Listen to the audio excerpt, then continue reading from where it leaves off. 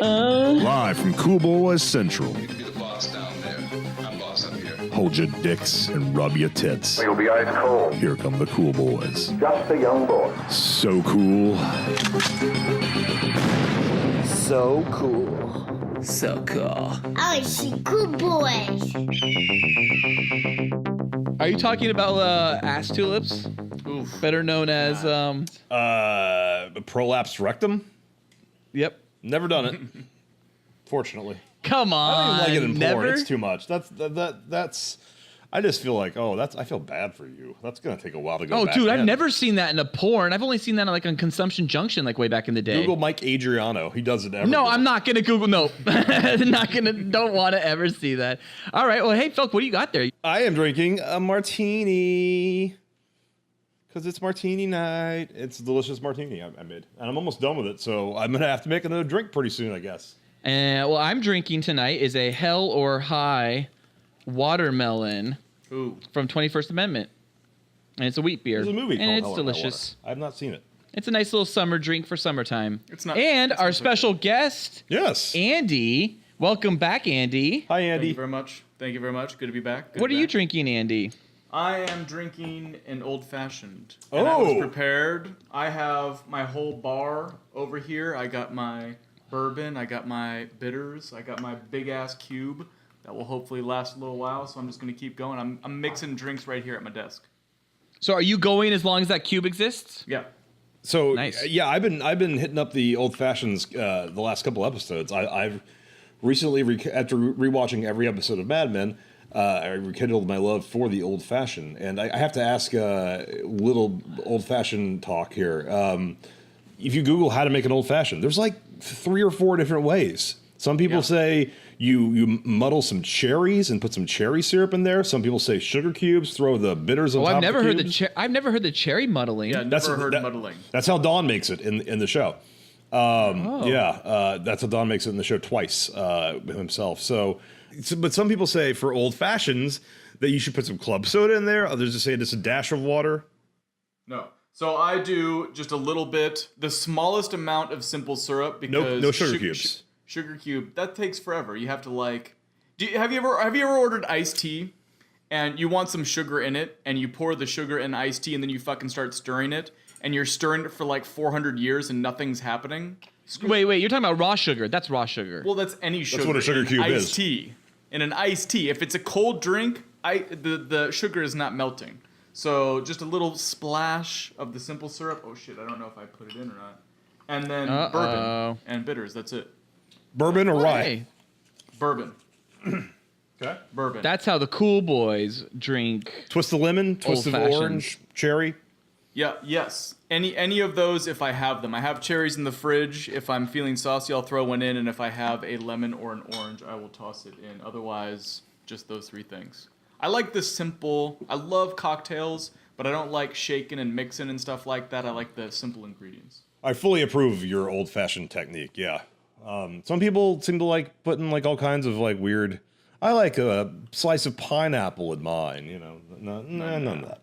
No, none of that. Well, greetings, Cool Boys Nation, and welcome to the Cool Boys Podcast. As always, I am Felk. And I'm Andy. No, I'm just No, kidding. do not fucking do that, especially not with a new person. I'm Ballard. No, Yeah. I'm Ballard. Hi, how's it going? This is Ballard. that's Ballard's voice. Ballard. One good thing I can say is that our voices are all different enough that it should be relatively easy for listeners. And who's our special guest tonight? Andy, hey. Hey, Andy. Welcome back, Andy. Thanks. Good to be back. For Cool Boys historians, Andy could last be heard on episode 14, Hard R Remakes. Oh yeah, and I was amazing. You were. Absolutely Thank you. amazing. Go and listen to that podcast because I'm sure I was the best. You and Steve were both amazing. No, I was better. Steve was not as good. Oh, shit. Okay. Shots fired. Steve, I welcome you back. Why don't you come on to the next episode, whatever that is? Yeah, prove me wrong, Steve. Prove Felk wrong. All right. Okay, well, And then Andy, you and I are actually, just as a reminder, we're actually best friends from like way, way, way back, even as far back as 6th grade. Yes. You'll have to remember for me. 6th grade? That seems far. Yep. Is it that far back? Keyboard class. Keyboard class was the best class I ever took in Yeah. all of my schooling career. From Keyboard. the beginning until the end, keyboarding was the best. I am the fastest fucking typer of all time. That's when we met? Is it keyboard class? Yeah, with QWERTY and all that shit. QWERTY? That's right. I guess, Yeah, we have Phil, you got updates? an interesting update for us, huh? Do I have an update? What is my update? Well, in general, I mean, I've been really, really busy with work, and it's one of the reasons why the last episode is a little late. But just because I just way too busy. But I have had a chance to watch Game of Thrones, and I just got to say that I am happy so far with the way this new season is going. And yeah, can't wait to see how it rounds out with such a short episode release this season. I cannot No spoilers. believe about what happened to Name Redacted. I don't want to get too much honestly into episode specifics and spoilers, but I guess one of the things that's frustrating that Andy just touched upon is that it is interesting that like right now, more so in the world, you have people who are more focused in their lives and not having to watch like event television. And Game of Thrones might be one of the last little bits of event television, just because it's one of those things that spoilers really affects people with on that show. Not many other shows people give a fuck about. Like they might hear a little bit. Walking Dead, maybe. Maybe Walking Dead, yeah, maybe that's it. But I feel like other than that, I feel like that's like those are the only two real shows that people probably like really care about and really don't want anything spoiled and make efforts to watch them on Sunday night. Yeah. And Walking Dead hasn't caught up to the books, whereas Game of Thrones is now like it's an uncharted Surpassed. territory. Yeah. Yeah, it's surpassed the books at this point, which Yeah. I have not read. But I've you have read read the first them. 3. Yeah, I read the first. How many are there? 5 now or 4? 5. Then I've read the first 4. They were good. They were good. They're very verbose. He's like Stephen King. Gives a little bit too much about everything. Well, Speaking then other of than which, no, I'm sorry, shut up. Okay. You said Stephen King. I've been Okay, jizzing go all ahead. over the place for the upcoming Dark Tower. Oh, I- brace yourself. I know. I read something today that made me very sad. They were thinking that it's just going to totally suck ass, and they said the budget was really small. But then the director, I'm no movie guy. I'm going to embarrass myself if we start talking about movies, but they were pleased for some reason that the budget was so small. It gave them more creative license. It wasn't making any sense. That's When I was true. reading this So I thing. can explain that to you a little bit what that means, but that does not necessarily qualify to a good film. What they mean by that is it's the same thing that happened like with Deadpool, and it's the same thing that's happened with other films that have done very well. Like I'm drawing a little bit of blank, but I guess like District 9 is one where the main distribution company or studio doesn't really care too much about the film if the budget is smaller. So like Deadpool had a really small budget, and so they didn't really care to give them so much on the way of notes and forcing massive changes and story changes and reworking the whole plot of the film and maybe even recasting characters. And so they allow them their freedoms more so when they have smaller budgets, and they have more creativity usually. And it requires, though, them having the ability to tell a good film still to be able to make it successful. But usually they hire pretty good filmmakers. They just hamper themselves with corporation aspects of production. Once you go north of like 150 million, you're basically making a movie by committee now. Whereas if you can keep it under 50 million, you still get auteurs making, or at least a single or 3 or 4 people making a movie, and then you wind up seeing better. I do not think that is the case with Dark Tower. I think that the shoot was a mess, and the only saving grace is that it's because the budget was kept low. Is that it doesn't have to actually do much box office to recoup, and they have not been promoting it very much. Marketing has been very, very low. So, and also it's 87 minutes long, so that's a great sign. Is it really 87 minutes long? Well, I'm sorry, Andy, because I know how much you really looked forward for all these years for a Dark Tower film, and now it's probably going to suck. It could be amazing. It could be amazing. I like the casting. I think Matthew McConaughey is really good for. I mean, I know him as Randall Flagg. He's more or less the same character. So, I think he's good casting. He could be interesting in that role, but it doesn't look like the movie's going to be very good. And now why? Just because it took so long to get the right directors, everything was fucked up. They dropped this person. Like No, that because whole the critics scene, are or- saying it's not. It's just a boring, kind of man. not interesting and not well executed story. The story's a mess. Shit. Well, let me tell you something about me and movies. I get very nostalgic, and I have read this thing many, many times, so it could just be fine and dandy. Okay. I could enjoy it. Well, That's the other true. update we had, just to move on, would be about the last episode being a little delayed. I think Ballard, you touched on that already, right? You have I did, yeah, just a little bit. I touched on my aspect of it, but there's an aspect of it you bring. My aspect of it was that I simply was not able to upload the episode because I did not have power or internet in my apartment because there was a fire on my street that burned down several buildings, but not mine. Nice. And knocked out the telephone poles and all kinds of things. And there was like Jesus. 7 fire trucks down my street, one of which was connected to the hydrant and spraying buildings, the other 7 of which were there while firemen stood outside them and talked What? on our tax dollar. Was Yeah. it just like it was like the fire was just too out of control and they were just more there to maintain other buildings and watch, make sure? I think there is a surplus of fire trucks in the city of Los Angeles, and they have to look like they're doing something.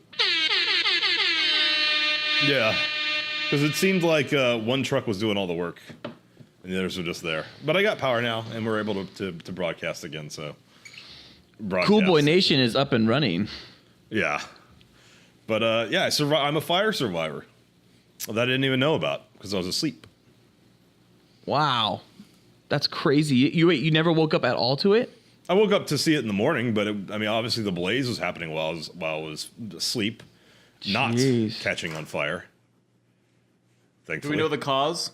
the cause was that the area I am in is in the process of gentrification, and as a result, they keep shutting down the shitty houses and boarding them up.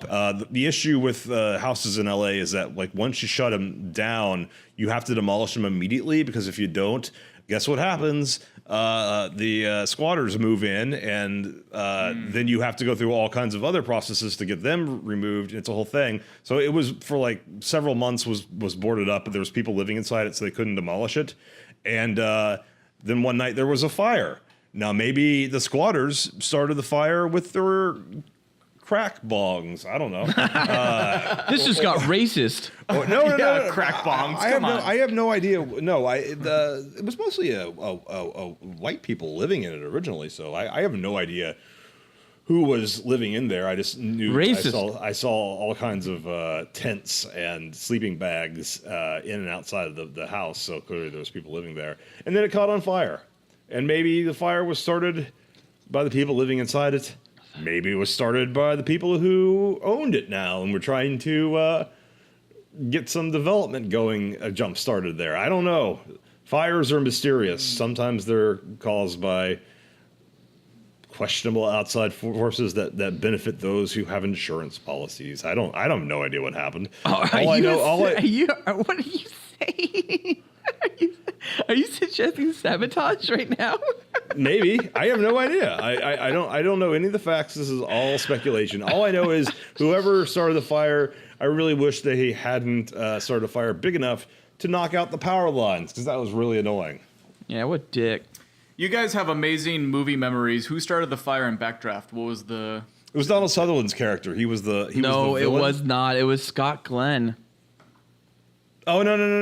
The original wasn't it the original fire. Oh no! Okay, you're right. It was Scott Glenn was the bad guy because the villain was the fire department. That's why firefighters hate Backdraft. But no, he was doing it to. He was sane and doing it to like benefit the fires. But the character who steals the movie because he just really loves fires is Donald Sutherland's character. Shadow. Because he's on parole and he's about to like get out of prison, right?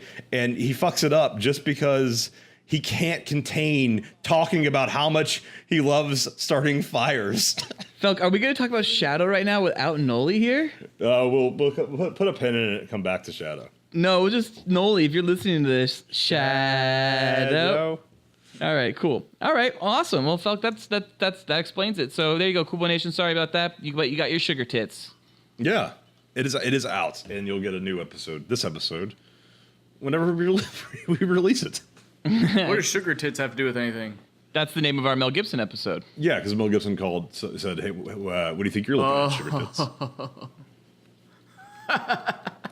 What a mess he was. Yeah, no, well, we go all into some of that. Okay, I'll be listening to that. Will the worst Pixar movie end up being the best Cool Boys show topic? Let's find out, because our show topic is Cars. Report preliminary findings. Not worried about her. We gotta keep him gagged. Cool Boy Nation, pop your cocks and drop your tops. It might be interesting and important for you to know. It's time for our Cool Boy show topic. Hey, I like that. Spoilers. No sweat. So cool. Can we do top 5? Yeah. And I don't know how you guys did your list, so I'm curious to find out. But you'll find out that my list is populated entirely with cars I have actually driven and am very familiar with. None of these Lamborghinis I've never sat in. My cars will all be actual cars I have unique personal experience and closeness to.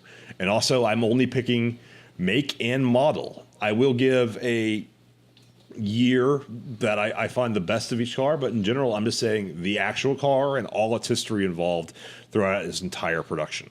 Well, I have some questions about this. Is this any car you could possibly ever want, or do we have rules around this? It's personal. Whatever top 5 cars means to you, you go and make your list how you want to.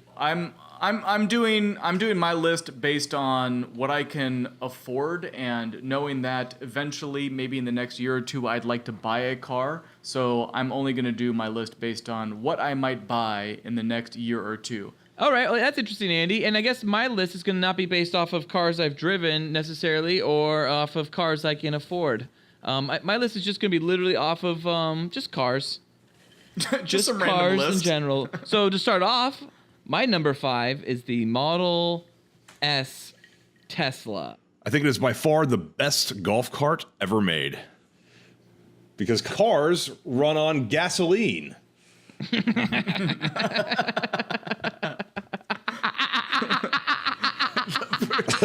Very good, Ballard. So I mean, so I can go on further unless anybody has it higher. I do. I very much have this higher. And, Well, then we'll just talk about it when you have it at your list. And I'm going to get railed by Felk, I'm sure, but I'm ready for it. I'm ready for it. I could take it. You can take getting railed by Felk. Well, I think he only wants to rim you, probably. Felk still owes me a rim. No, bring your ass to me, man. Your ass is fucking 300-something miles away. That's true. I am about 400 miles away. You're about 400 miles away? Oh, you know what? That is outside of the range of a Tesla Model S. So you guess you'll have to stop and wait for 6 hours to charge up before you can drive the rest of the way. That's my number 5. Meanwhile, I'll be filling up a car with gasoline and be back on the road in 5 minutes. Well, all right, Andy, what's your number 5? Oh, man, let's see. I grew up on BMWs. Okay. And I'm no car guy. I'll say an M5. Ooh. Does the M classification? I mean, I live in LA, you know, and I see M5s and M3s all the time, and I just don't. You're not getting anything over the base 3 or 5 series, except for performance. There's no creature comfort. So, and you can't really open a car up if you live in a city. If you live in the middle of, if you live in like Houston, where I'm from, performance makes some sense because you can actually drive. But if like LA or San Francisco, performance is so hampered by the traffic that, I mean, so what would you look at? A 5 Series?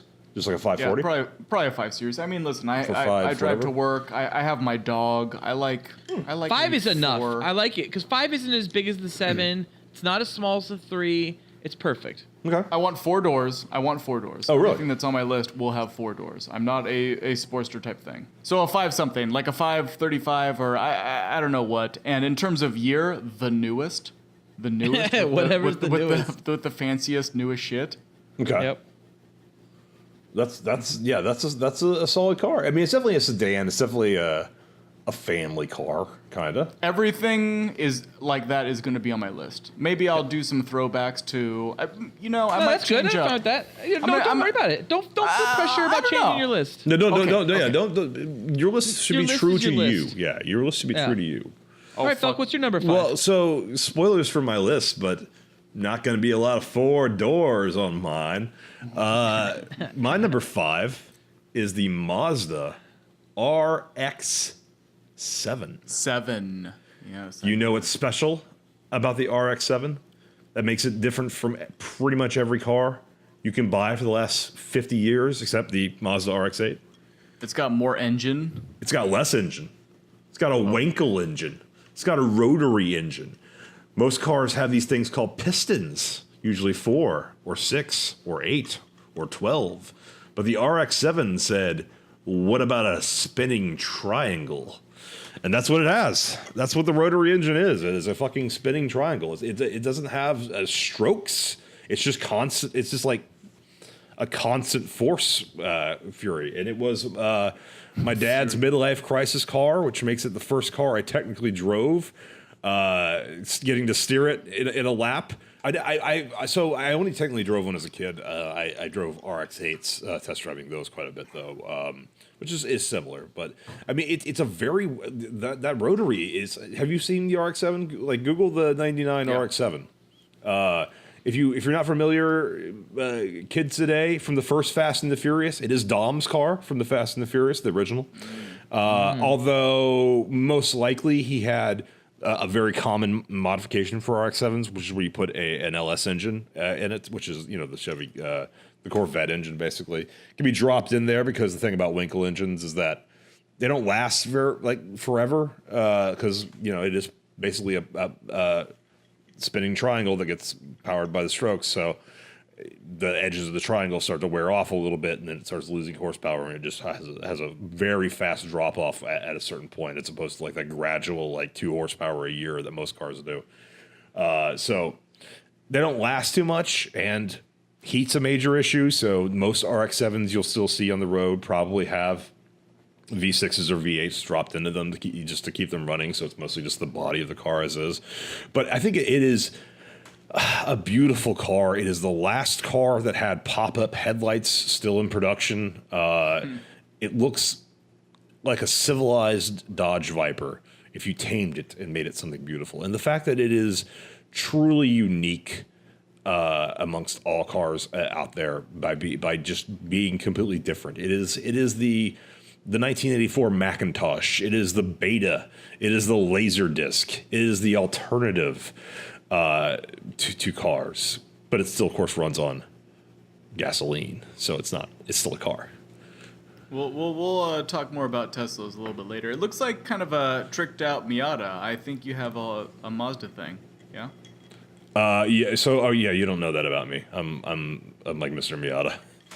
No, I do know that about you. In fact, I knew that we were going to talk about cars today, and I knew that about you. And I, in fact, how'd you know that? To I don't know, some episode that I listened to. Okay. Miatas. And so I asked a friend at dinner last weekend about me. I said, what do you think about Miatas? And he said, I have a friend, because this guy is a car guy. I'm not a car guy. And he said, I have a friend. He's got 2 of them. One of them he races. They're amazing. I love them. And I Track said, day. That's not what I was expecting. Yeah, wait, what'd you say? Because he said some stuff that I didn't remember. Track day, bro. Track day is what I said. Yes. There was I think he said track. Yeah. Something about racing. One of them he races, so. Wow, Felk, that is such a truly remarkable concept you have there of the Mazda RX-7, and I can easily see why it's on your number 5. Yes. Moving on with my number 4, Lamborghini Diablo. Really? Yeah. Good call. I think that's a good car. Diablo specifically, huh? Yep. Wait, do the doors open up? It's whatever they do, man. I'm just easy. No, you better hope they fucking open up. That's what you want. I know that's. Oh yeah, no. I'm pretty sure the doors open. Up. Whatever way they go. Up. Diablo. So would you like the 2016 or the 2017? They're all good. So many colors, too. But you would definitely get one new, right? Like the new. I don't even know, to be honest with that. Because they haven't been made since 2001. Yeah, that's why I'm saying. It's just like 2001. It's too hard to pick. It's like your children. You know, you can't have a favorite. I love all the Diablos. Okay. Not the Murcielago. Yeah. That's the one from The Dark Knight. Yeah. Yeah, garbage. So, Andy, what's your number 4? So my number 4, this is going to be a very embarrassing one. I only wrote down ones that I was thinking about buying, and it's only because I have a dog, and I like to go on, like, camping Subaru trips Outback. And shit. Oh, wait, are you seeing my screen? Nope. No. Is that what you're going to pick? Holy shit. Jesus, really? Subaru Outback's your number 4? Wait. It absolutely is, but I don't even care about that anymore. How did you know that? I could just tell by what you're about to say. Fuck off. How did you know that? We didn't talk about this. Yes, it's a Subaru Outback. No, we did not talk about this. Okay, I so can just tell what you're is about to it say Subaru because Outback? I want that car for that reason. Wow. Yes, go ahead, Felk. You talk now about Isn't Subaru Outbacks. Outback the car that, I may be wrong, that had, it may have been a different Subaru. It may have been an SUV Subaru that had like the commercial where like the guy has a Subaru for like years and the dog gets older. It's any Subaru, but I think an Outback would qualify, yes. Yeah. Outbacks are sick. They are sick. They last forever. They have the hatchback. They're long. They're good cars. I think they're... And they're not SUVs. They're like SAVs. Yes, I don't want an SUV. I want the small... Sport activity long. vehicle. Small and long, yeah. That the only thing that a Subaru is different than an SUV really, or an Outback is very different than an SUV as far as I'm concerned, is that it's just not as high. You're like at station wagon height, but it's not really a station wagon. It's a sport activity vehicle. Yep, totally. I mean, Clearly it's a hatchback by technical standards. It's a utility based car. Some cars are sold on the principle. No, it's activity based. It's not utility based. Utility would be like able to like actually like get over rocks and shit, and like have a little bit higher of a lift, and have the ability to handle more weight. And the Outback is more about throwing your bicycle in and your surfboard in and your dog in and go have a good day. Okay, that's utility. That is how, that's activity. That's activity. That's a different type of car. That's an SAV, not an SUV. Yeah, I know does the A in SAV stand for activity? Yeah. So it's like a Zuzu Rodeo is an activity. Like that's that nothing that car is doing is utility. Utilities are like Tahoe's utility because that car can do shit even though it's full of leather. You know, like a Suburban is utility. Like those are utilities. Like a Ford Explorer is utility. Yeah. You know, but a Ford Escape is an SAV. I'm not seeing any Subaru marketing branding it as an SAV. No, they wouldn't because Subaru doesn't brand itself. It's like it's not anything. You know what I mean? It's HBO. It's not. It's a hatchback. They brand it as a hatchback. It's a station wagon. It's a really nice. It is a station wagon. Yes, that's all it is. But a station wagon implies just being on the road, whereas I think the Outback does have 4-wheel drive. It does. Yeah, that's why it's really truly a lowered SUV, but it's really. When you look at it in the end, it's truly just a really nice station wagon with better, like, you know. Some off-road capability. Yeah. You camp? Do you take things off-road? You caravan, as the Brits say? Yes, yes. And Go on holiday? I would love to do more of it. And I think the Subaru would enable that, yes. My number 4 is the BMW 3 Series Coupe. And since I'm just doing make and model, that's my entry. Although, specifically, my favorite of all time would be the 1999 328i Coupe. Standard transmission, of course. What's coupe mean? Is it hardtop? Is it convertible? I don't get... Two-door. Coupe means two-door, yes. Two-door, it can be four. Usually the back seat's going to be really small and cramped and compromised. Most coupes have back seats for insurance purposes. But yeah, the coupe's a two-door hardtop. I grew up with my mom had a Mustang, and so oh my god, I lived in a world of the worst back seat ever. She did not have a Mustang. Are you? Maybe don't talk about that car because it's. Yeah, my mom had a Mustang and a '90s Mustang, like those ugly Mustangs. A lot of my love of BMWs has diminished since I moved to Los Angeles and just kind of have seen too many BMWs. Yeah. It's almost like it lacks this uniqueness.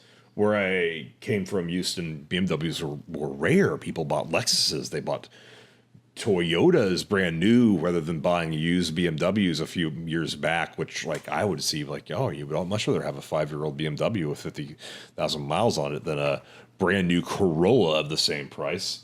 What color would you have for this 3 Series? What color? Black. 99 was when I got my first car, and that was when I got into cars. And my favorite thing about it is the headlight shapes. But it is as fun to drive as a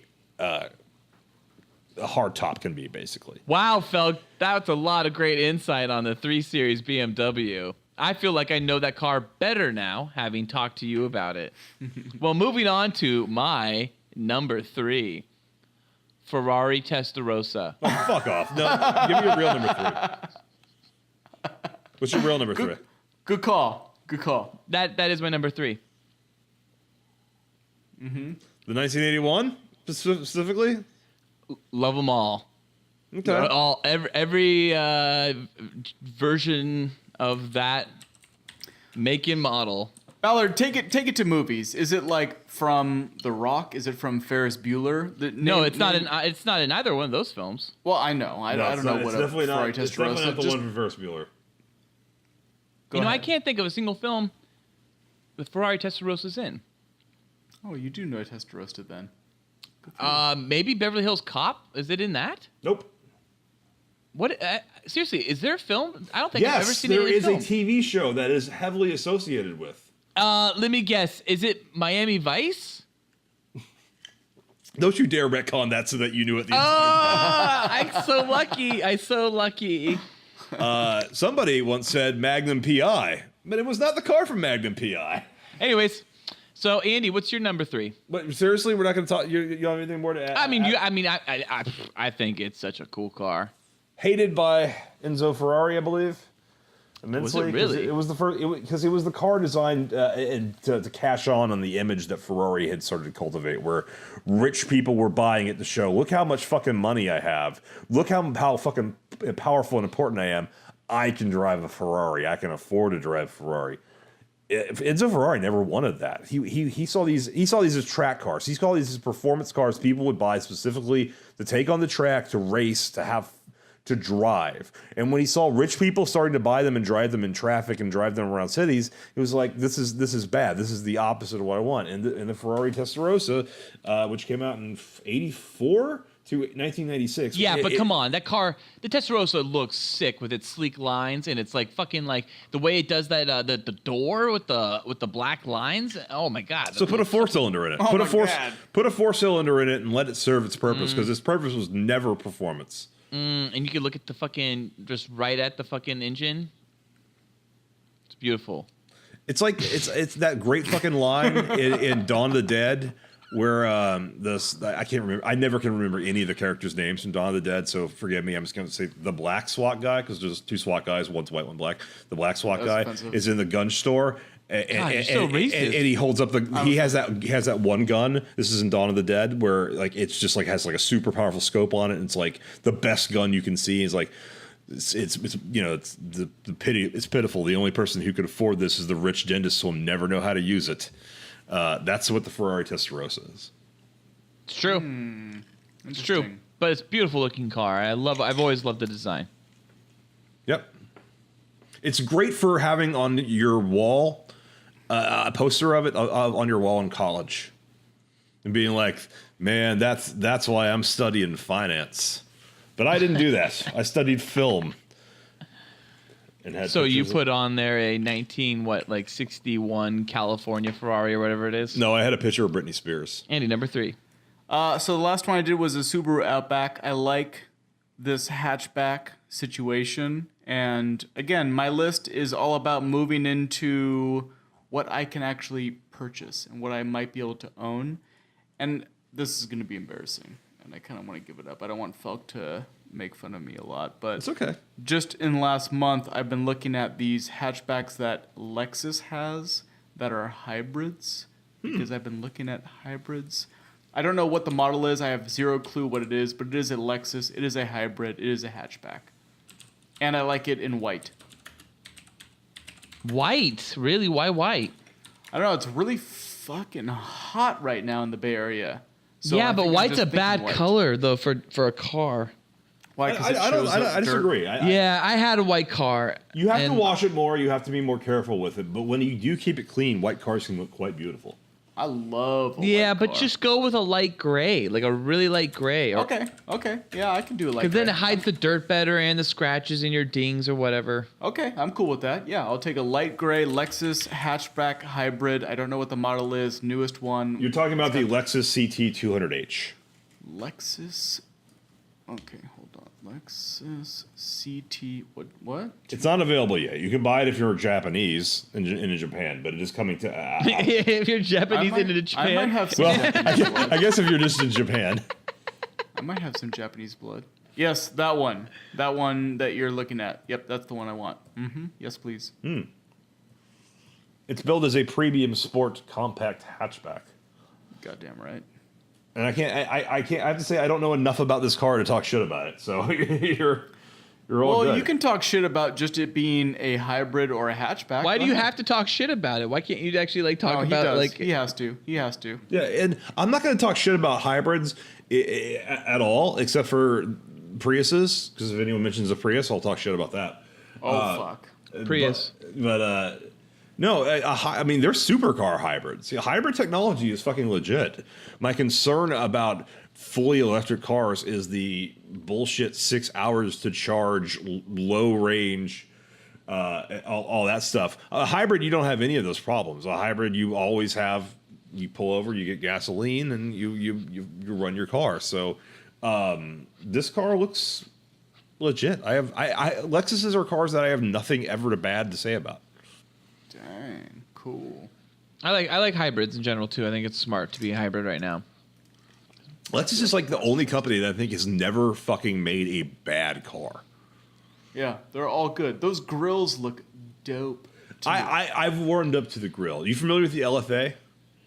No, Look up the Lexus LFA. So like it's like a $250,000 Lexus, but it's a $250,000 car, right? I think that's how much it costs. But Lexus loses like 50 grand on every one they sell. Rather than every other car where, What? you buy a Lamborghini that's $220,000, you buy a Lamborghini that's $220,000, Lamborghini makes it for $150,000. Lexus sells their fucking supercar for like way less than it actually costs them to make because they know it just is increasing their brand. And it's a fucking beautiful car. It's got a pretty sick ass spoiler if I'm gonna get this orange one that I'm looking at. Yeah, it's looking pretty nice. But that car can outdo pretty much anything. Again, the only reason I didn't pick supercars is because I feel like they would just dominate any top 5 list, and I wanted accessible cars. So I respect your Lexus CT. Thank you. I appreciate that. I'm gonna sleep better tonight knowing that I have your approval. All right, well, Felk, what's your number 3?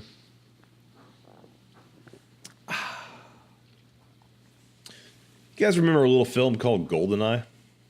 Yes. It's not the Z3.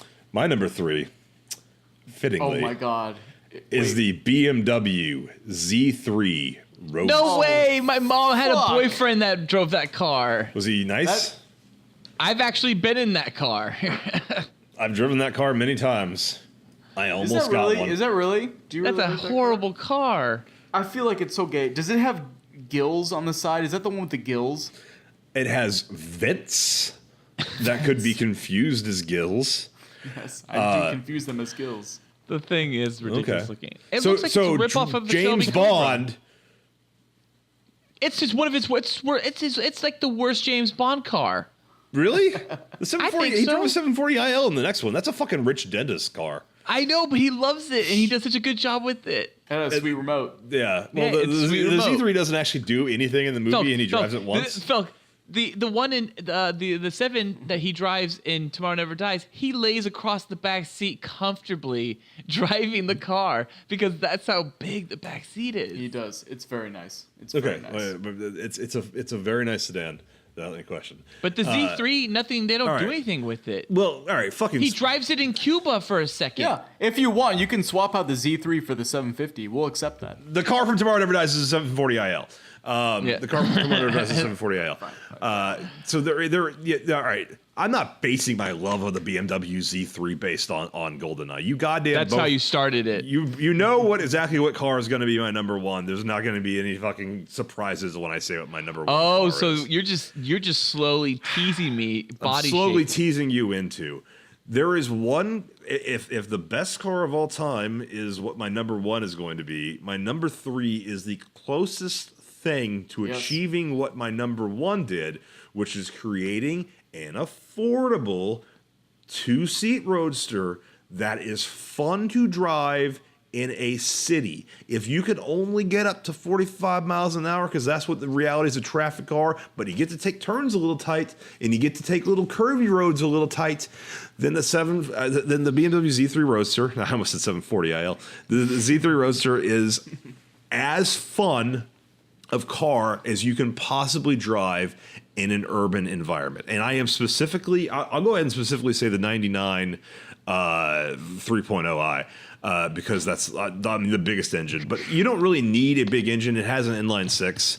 It has obviously a much bigger car than whatever my number one will be. It's a slightly beefed up thing. But it was BMW trying to say just people who just want a little more prestige and a little more size from the people who wanted Miatas, which of course people who loved like the MGs and the Alfa Romeo Spiders and the 2 seats that the Italians had gotten to enjoy for so fucking long, and Americans had gotten to enjoy with all these massive headaches of having to find a dealership or a garage that could actually service these weird little Italian 2-seat cars. Gave it the reliability of BMWs, which is still pretty fucking good. And it was, I think it's the best looking car of all time. BMW fucked up like 4 years later, and they made the car that everyone thought that expected BMW to make. They made the Z8. That's the car from The World Is Not Enough, which also does nothing. It gets chopped in half by that weird tree thing. Yeah. It fires 2 rockets or whatever. That was like $120,000 car. And it was all about performance and all about like absurd specs and had like 8 cup holders and weird shit that didn't make sense for a 2-seater. And that's what you would expect. And it failed. It was on the market for like a year and a half. 8 cup holders? Yeah. Or it had an absurd amount of cup holders. But that car failed because whereas the Z3 lived on, and then they made the Z4, which cost a good $10,000 more and was a little bit bigger. And it's I think the Z4 is a fine car, but it's not what the Z3 was. And people who call it a hairdresser's car because they think it's all only a gay person would dress as a car. Well, you know what? In 2017, that's a homophobic statement. BMW Z3 Roadster is my number 3. And, all the honorable mentions, the Toyota MR2 Spider, no thank you. America, we put our engines in the front, we put our trunks in the back. The S2000, that's a lot of wasted potential. Really could have been a really fast car. Misses the point of what people are looking for in a 2-seat Roadster. They're looking for fun. They're looking for slow car fast. They're not looking for actual fast. If you get a turbocharger, if you get a bunch of other shit and drop another 5K into your car, the S2000 is not what I'm looking for. The Z3 Roadster is the closest car to perfection, minus my number 1. I can't wait to talk about your number 1. I cannot wait to talk about your number 1. Whose number 2 is next? My number 2 is next. Okay, so my number 2 is actually a 2-way tie between the Homer and the Canyonero. Canyonero. Yeah. Cool. I feel like maybe some people didn't respect the list or the topic of the show. No, I'm just kidding. I'm kidding.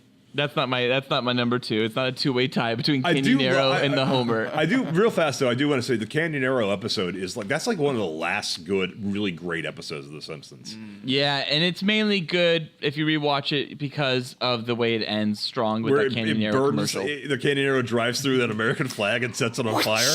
Yeah. Yeah, Canyonero. Yeah. No, okay. So my real number 2 is Porsche 911. Which one? I love them all, man. They're all so nice and so sick, so sleek. They look like little frogs. Okay. And I like more when they're turbo, when they got the especially like what was it, like the 95, I think, where they had the wider rear wheels. Fucking love that shit. Where it really looks like a frog because it kind of looks like the frog's hind legs. I don't know why I like the turbo 911, but it's so sick. Was there a okay? You know what I love also about the 911 is that Michael Bay used it in Bad Boys because it was his car. Why did I hyphenate 911 when I? Because you want the government to pay attention to you in your Google searches. The weird thing is when you accidentally hyphenate 911 and you search for turbo, it thinks you meant 911 tours, and I'm just like, who would want to go on a 911 tour? You're really loving that, aren't you? Yeah, I really can't talk shit about 911, nor can I really compliment it. I always thought it was weird that it's air cooled. Well, I actually have a question about Porsches for you, Felk. What do you think? What's the gayest Porsche? Is it the Boxster? No, it was the baby Porsche. Oh, the 914? Yeah, 914. Okay. That's the gayest Porsche? Is that what you're saying? Probably. It was definitely just it was like the cheap Porsche, like it's a Porsche. It's kind of a Porsche. It's not really a Porsche. What do you think about the Boxster? No, I would rank it after obviously the Z3 and after the S2000. Yes. And yeah, yes, I understand. I would probably put a Boxster before a Z3.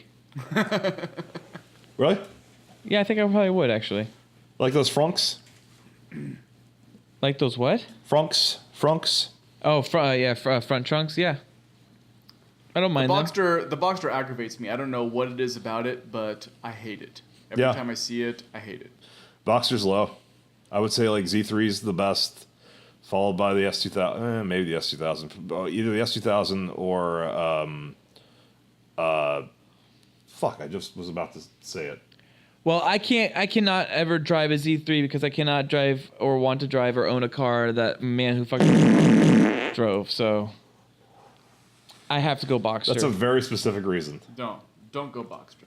Nope. I have to go Boxster for that reason alone. All right, cool. And then so I guess that's it about Porsche. So Andy, what's up? What's your number 2?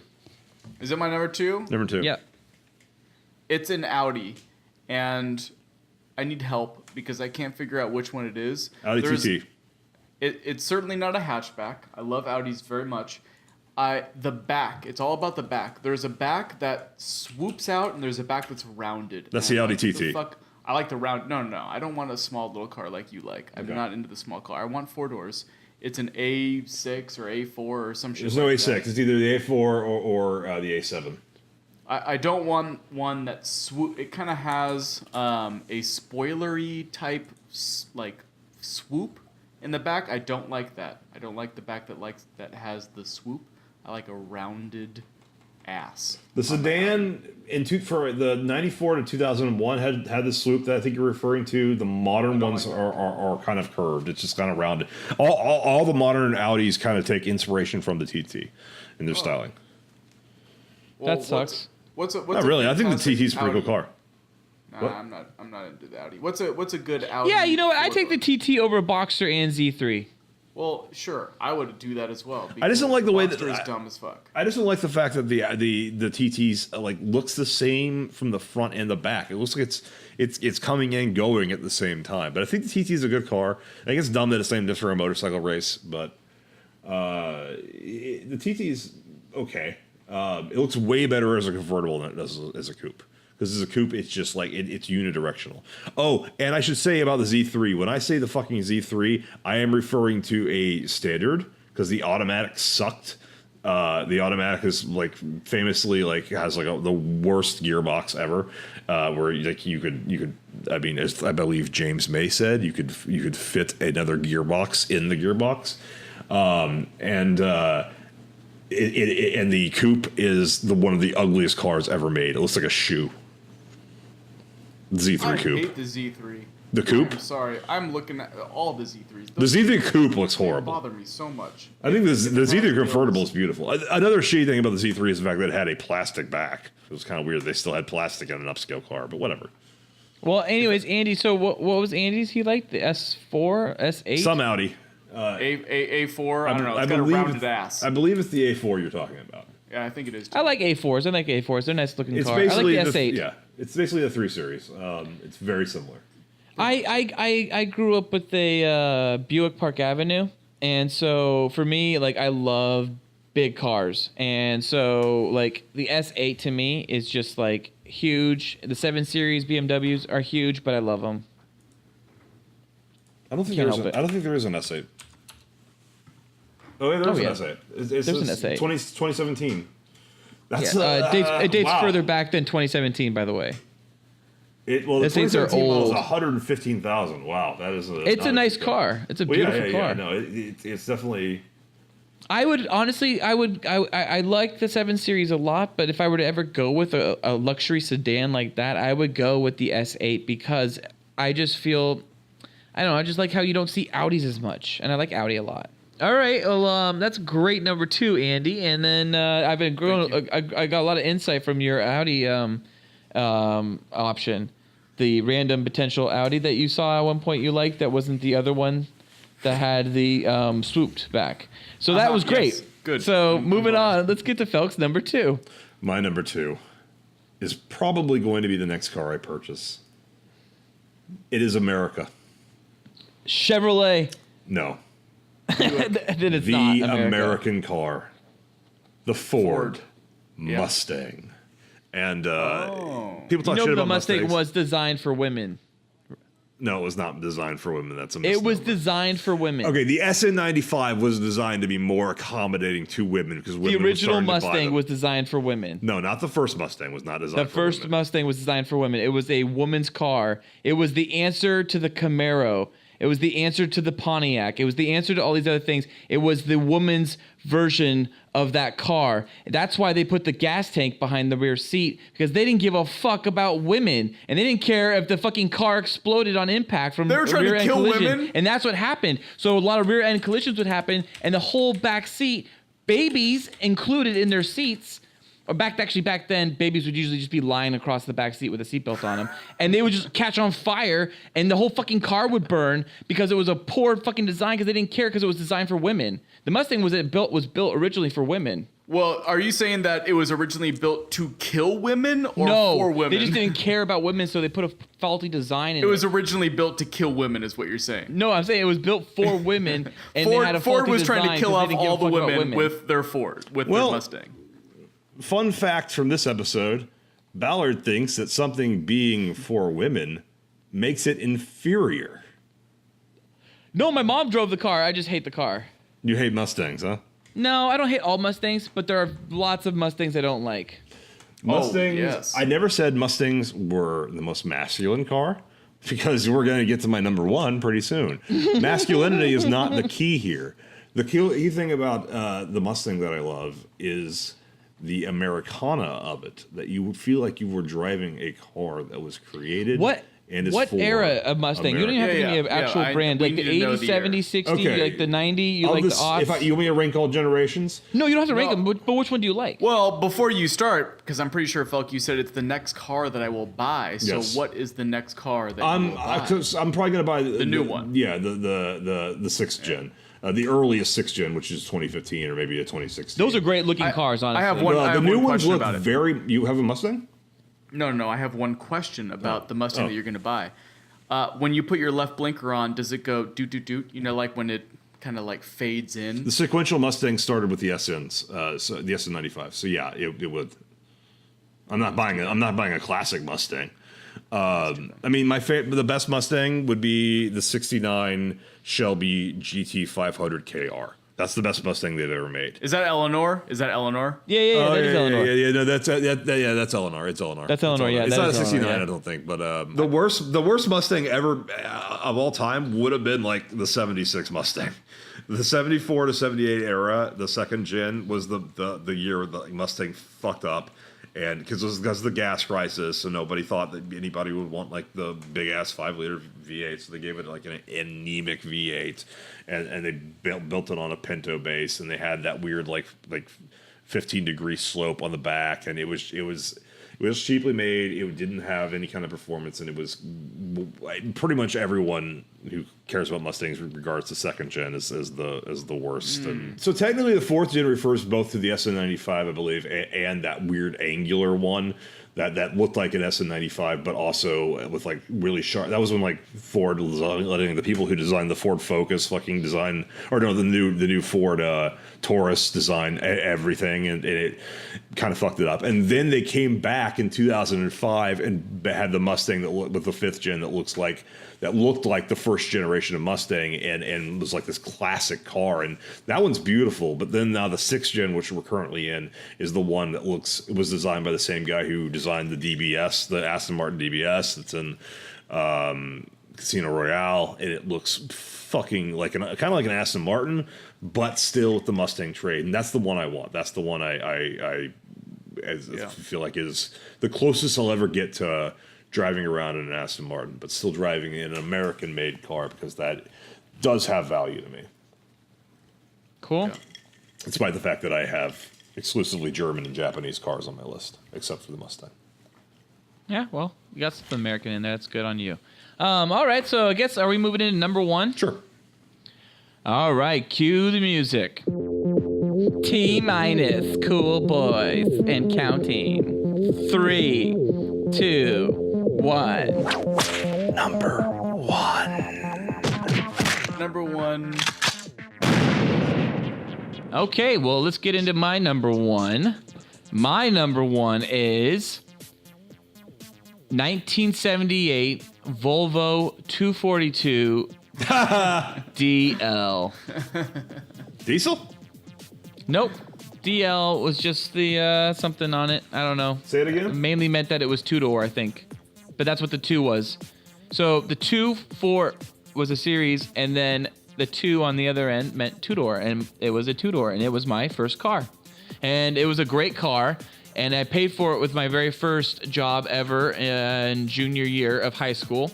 My very first job of a job that actually ended up being my career, which is something that not many people can say they did in their junior year of high school, is that they started their career, and I did. I officially started my career junior year of high school, and I bought my first car with my first job, and it was an incredible car. And what is the car again? It was a 242. It was a 1978 Volvo 242 DL. And it had a huge trunk, which, of course, I smuggled a bunch of my friends in all the time, Andy included. And I had a lot of fun in it. We had a lot of races in it, and we would pretty much play games where we would try to race from one person's house to the next person's house. And it wouldn't be like a 1 or 2 car race. This would be like a 4 or 5 car race. Good times. It was good times. And we would then get to that house, and we would have to then continue the race up the hill to another person's house and then continue that race. And these aren't races that were a matter of feet. These were races that were matters of miles. And they were fun, and no one ever got in trouble or hurt. What was a coupe? Not a sedan. 2 doors. Yep, it was a 2-door coupe. Correct. What color was it? It was burgundy. Wow. It was red as fuck. It was very, very red. I think I'm looking at it right now. I like it. I love it. It's my first car. I'm so happy to have it, and it kept me safe. And I got into a really bad car accident with it, trying to avoid a skunk, and ended up not totaling it, but totaled another car, and then ended up in someone's backyard, almost going into the pool. And we just put another fender on it, and the baby was good to go, and I loved her. She's my favorite car ever. Was it a 78? I'm looking at this thing. 78, because by the time I had bought her, she was technically a classic. And a car becomes a classic when it hits 20 years old. Looking at this. That's it. That's it? That's it. Fucking, those doors were so heavy. Yeah, the whole car. The whole car was a beast. And that car handled 17. Highway 17 is a notoriously dangerous highway in California between Santa Cruz and San Jose. I was going to say Santa Clara, I guess. And Santa Clara. And it's notoriously dangerous because it's banked wrong. And so you're constantly being pulled the wrong direction while you're making turns.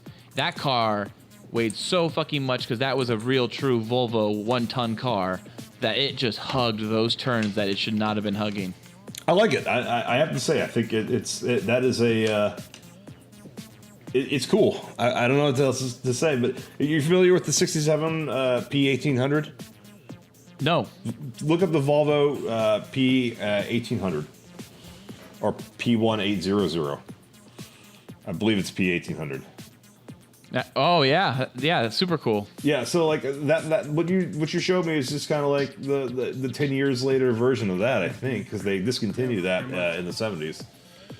Pretty much, except they went and did the ugly thing that they always do in the 70s. It's a Volvo, you know. I mean, it's gonna 70s it up, but like that's the Roger Moore car. So is it really? Oh man, see, I was attracted to Moore even back then without even knowing it. That's like the signature car that he drove as the Saint. Or maybe I did. Oh, as a Saint? Yeah. I didn't know that. And then there was the Val Kilmer movie of the Saint where he drove like them trying to make a cool coupe again called the C70, which is just fucking the most boring coupe I've ever seen. So yeah, that's my number one. All right, moving on. Andy, what's your number one?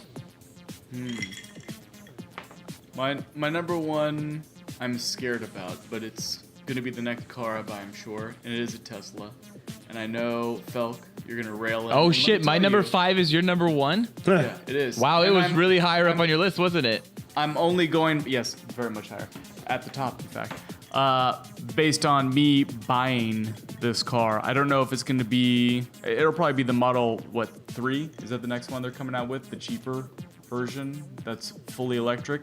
I'm very scared about an electric car though. I feel like gas is a whole hell of a lot better. I don't think they have the infrastructure down at all. No, not at all. nearly enough to make it work.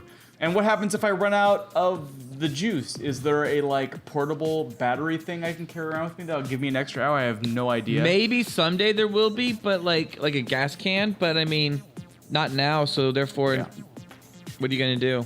Yeah, well, it's still number 1 because that's going to be the next car I buy. Seriously, what do you do on the 5 and you have to stop halfway between, like, you know, LA and San Fran? You get towed. You get towed the remaining drive? It's you actually get hilarious. towed to the nearest charging station.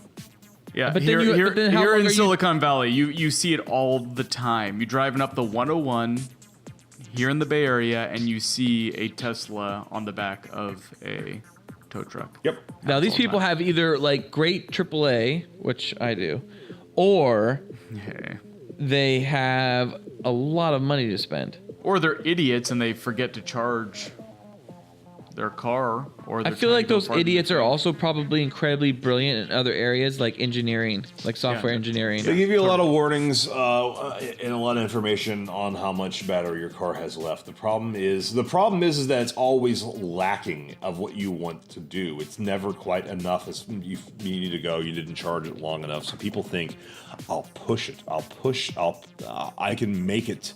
And they fail, and they end up on the side of the road, and they end up getting towed. And that's the problem I have with every electric car, is that the technology isn't quite there yet.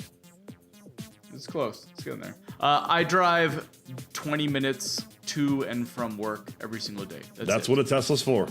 Yep, that's all I do. That's And all I if- do. and It'd be wonderful. If that's all you ever think you will do, a Tesla as a daily driver makes sense. If you ever think, I might go to Vegas this weekend, Yeah. you're not going to Vegas in a Tesla. Okay, wait. On to that point, Felk, there's a very good, there's a way that some people live on that way. So to battle that, you just rent. You just go, well, I'm going to Vegas. I'll go rent the car. I need to go to Vegas. And like, that's just what you do. You don't do your Tesla. You rent. I think like that's just saying like, well, my wife's not good in bed. I'll get a prostitute here and there. Oh, like, shit. You buy a car, it's your car, and it should fulfill your transportation needs. That is a loud fart to get from there to there. All right, well, Andy, that's a great number 1. Thank you. Appreciate that. I thought so. Tesla model you pick. Yep. I think so- I think people who buy Teslas have a lot of faith. Well, let's move on. Your number one, Felk. Well, I'm sure the suspense is just fucking killing you about what my number one could possibly be. I think if you are a fan of Cool Boy Nation, you've probably seen this one coming all episode. If you're not, you actually probably don't know what the fuck Felk's about to say. The best car ever made, my first car, my second car, and potentially my fourth and fifth car.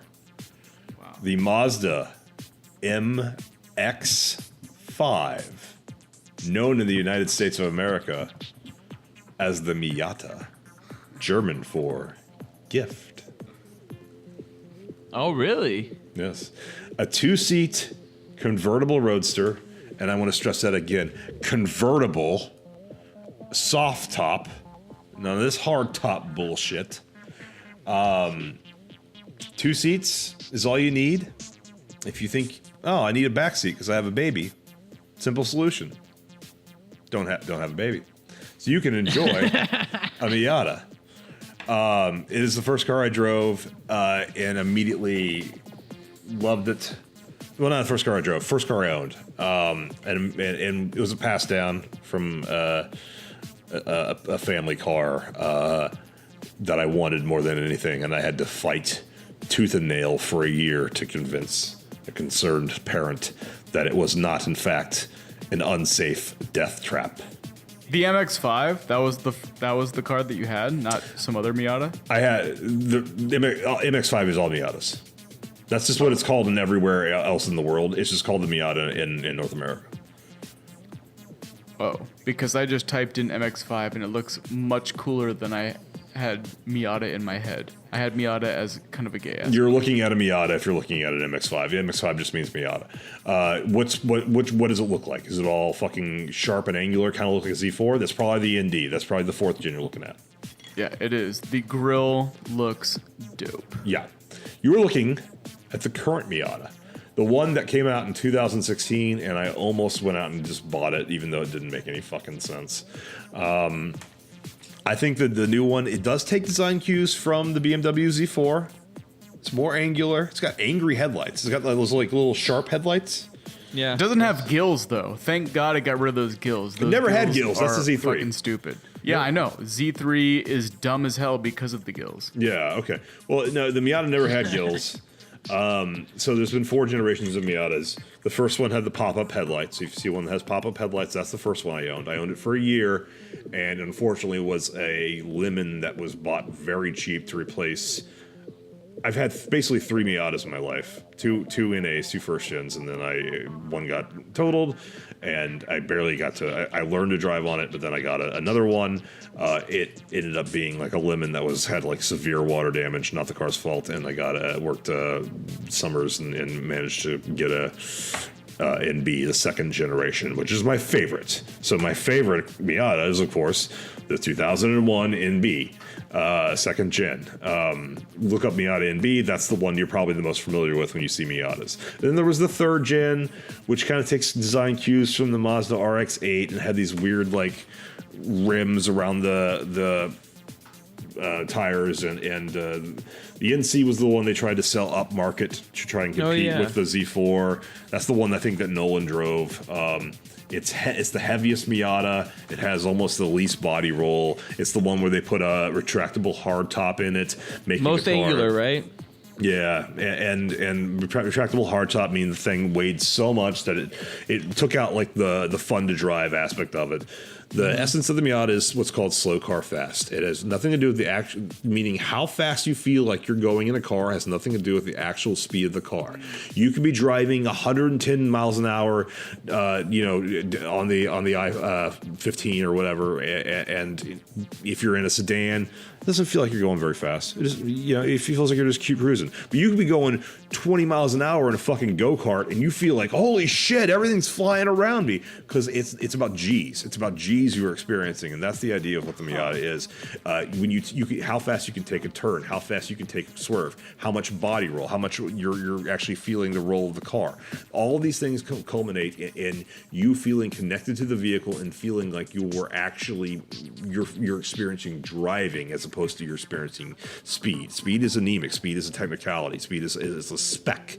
But fun is an unquantifiable detail of driving a car that can only be figured out by what the synapses in your brain are actually experiencing. Am I enjoying what I'm driving? Which is like, I'm sure the fucking scientists in Japan hooked up fucking MRIs to people to figure out how to make the most fun car possible.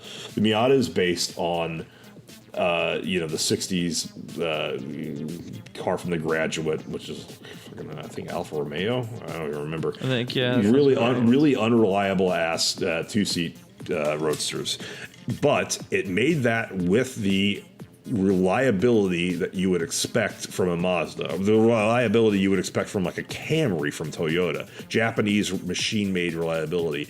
And as a result, they created a two-seat roadster that could be afforded by a person who could really buy one car, and that was their daily, and that was the thing, is that it was reliable enough to be your daily. I fucking know for sure because I fucking drove one for 13 fucking years, and that brand new NB that I bought, the second gen, was the most reliable vehicle I've ever owned. It was always there for me. It was a car that was reliable and always there, but also was fun at every single turn, every single shift. It's the best shift I've ever. It's best six shift I've ever driven, because it's just you know exactly. You feel like you're in control of every facet of the car when you're driving. I disagree. I mean, Ballard, you've driven with me in the Miata. I mean, you probably thought it was cramped and uncomfortable and nothing special. Yeah, I'm a little tall. Yeah, but no, I mean, yeah, I guess it's slow car fast is a good way to refer to it.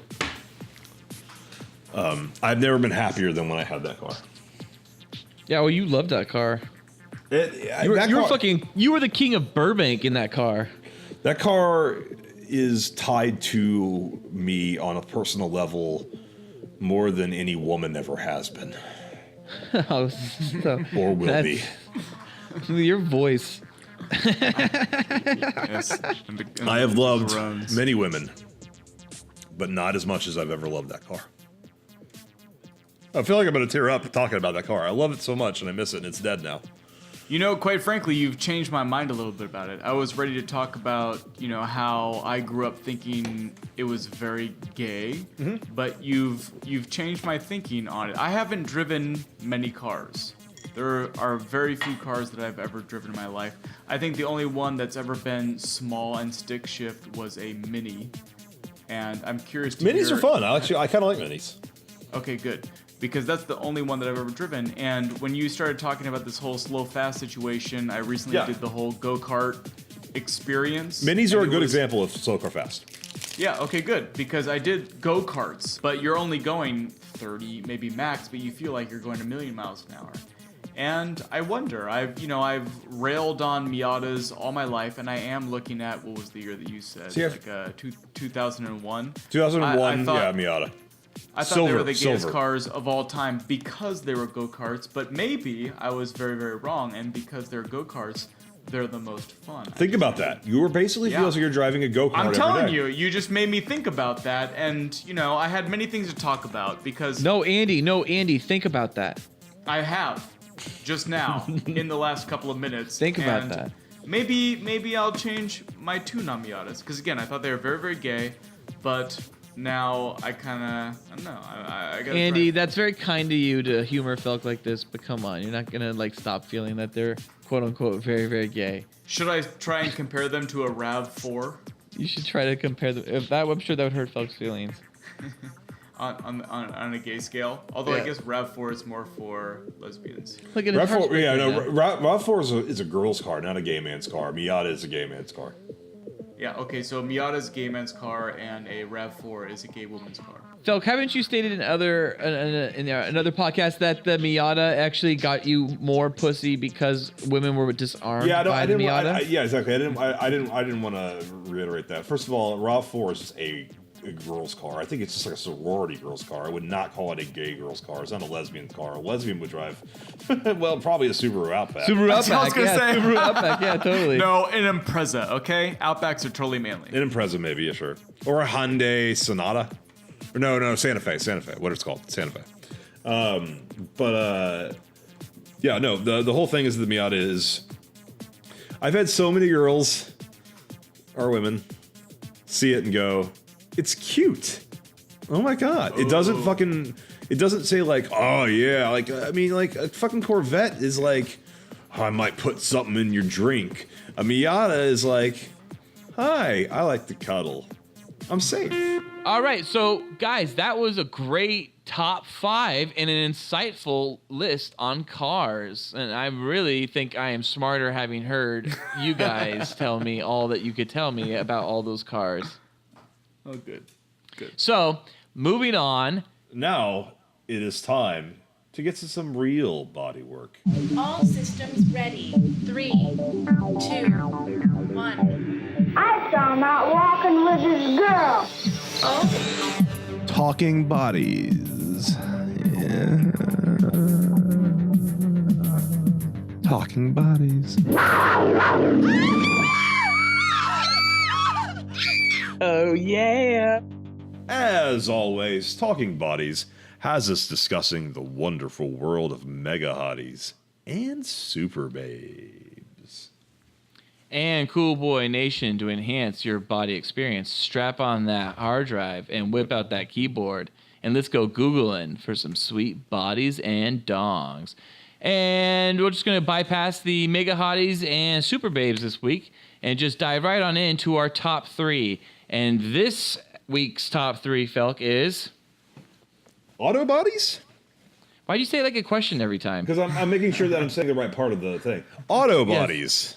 There we go. Auto bodies. And this is just mainly just chicks that were in hot babes that were in movies with cars that were prevalent. Yeah. So things like Angelina Jolie, Gone in 60 Seconds, Ava Mendes, Too Fast, Too Furious, Megan Fox, Transformers, Amber Heard from Drive Angry, and Jessica Tandy from Driving Miss Daisy. So... you guys got a top 3. I think the top 3 is pretty easy on this one. I think Amber Heard is obviously number 1. Then I think Ava Mendes is Drive number Angry? 2. Drive Angry, yeah. I think it was Amber Heard, Ava Mendes. Then I think it's kind of a toss-up between Megan Fox or Angelina Jolie. It's kind of who do you want there? Do you want young version or old version? What is Ava Mendes in? Too Fast, Too Furious. Amber Heard was in movies? Drive Angry, yeah.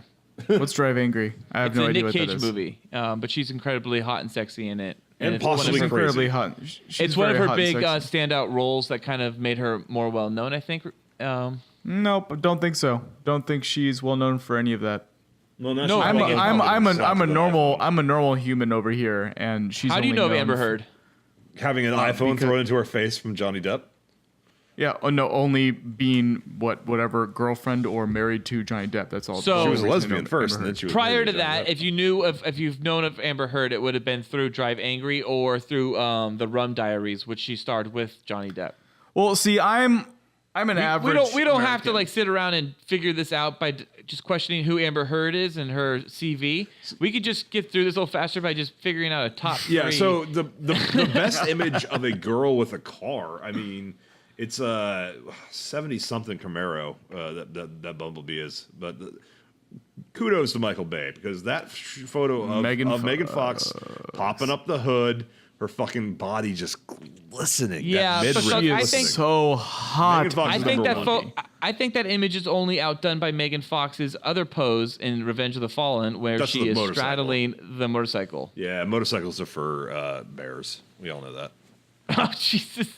There's a bar kind of near me called the Cobra, and there the Cobra has the most masculine, burly men wearing leather, the most masculine, burly material, going in, no sparkles, no Twinkie boys, just all bears.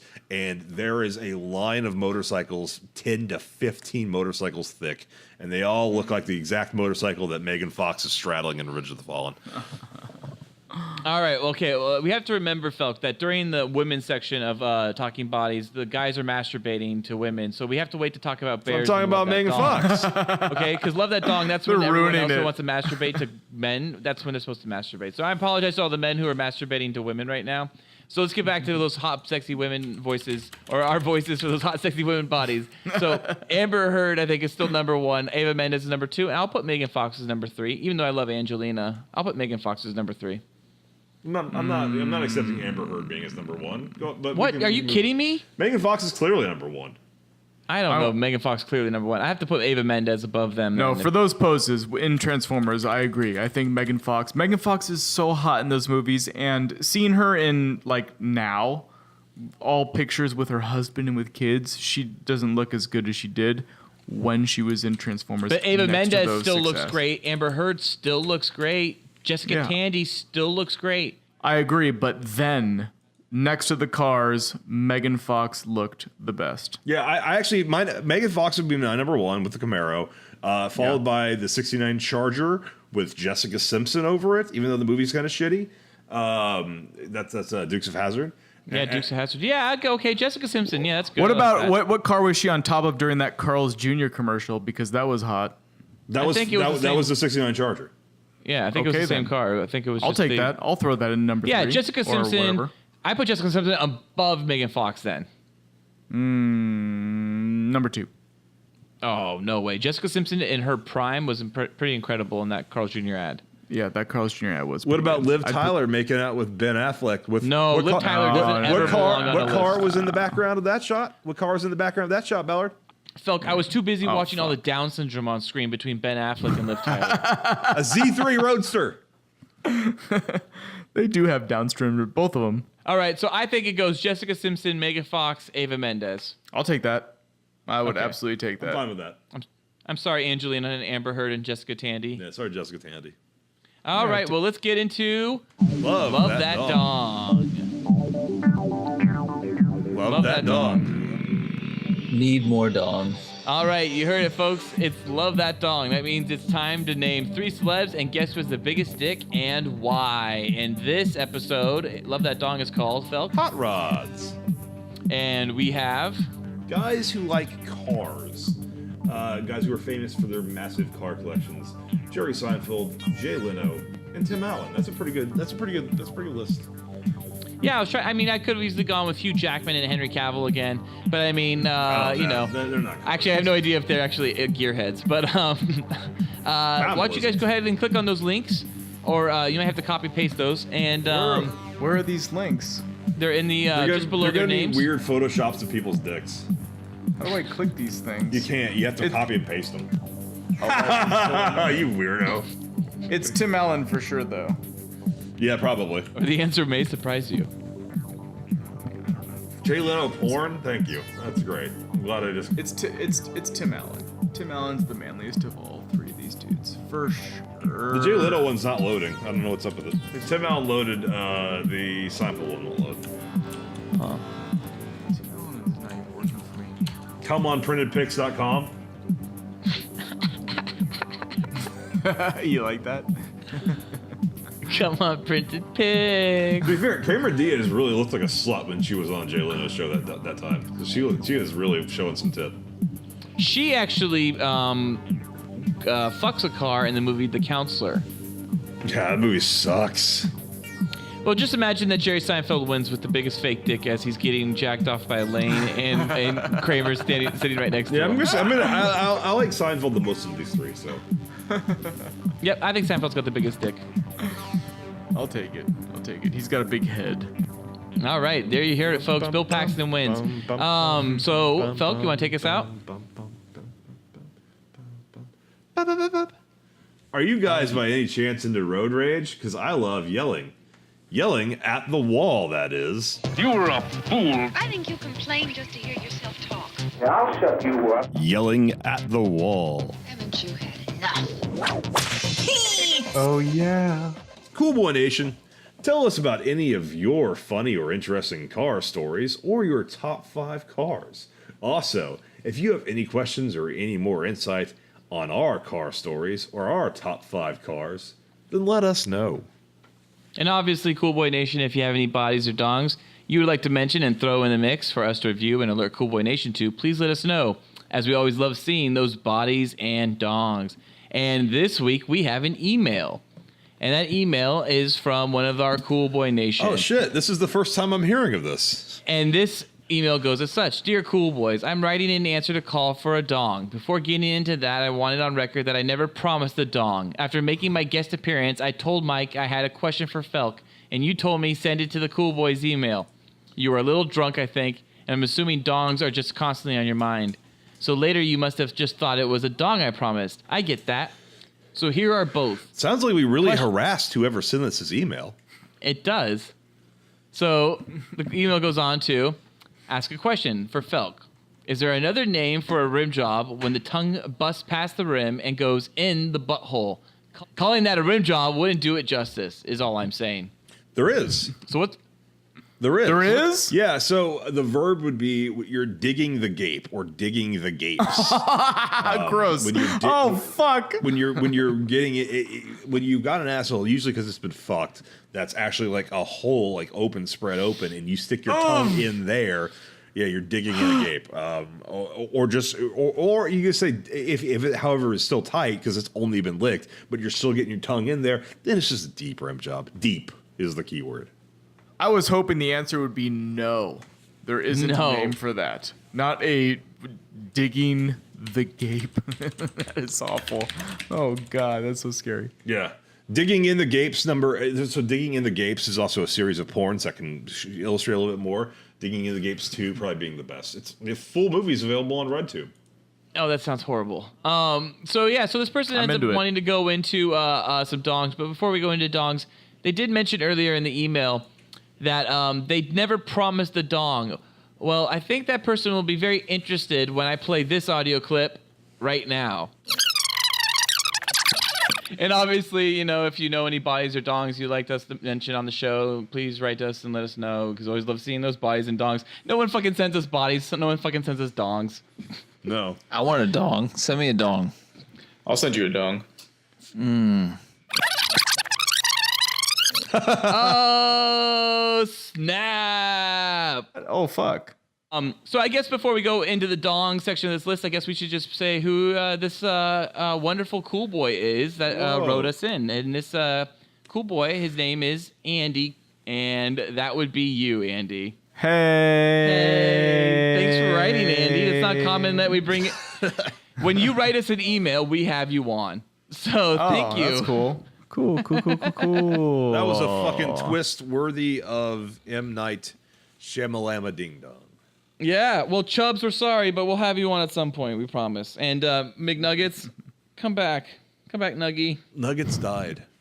Did he die? God damn it. Everything we touch. From eating too many fucking chicken McNuggets. Well, someone should have told him if he listened to us. Yeah. We would have told him, but we never really said anything about health or diet or anything like that. I love chicken McNuggets. So, let's get into these dongs, Andy. I don't have the email in front of me. You'll have to... I'll read it. I'll read it for you. I'll read in your voice. How does that sound, Andy? I would love that. Please do that.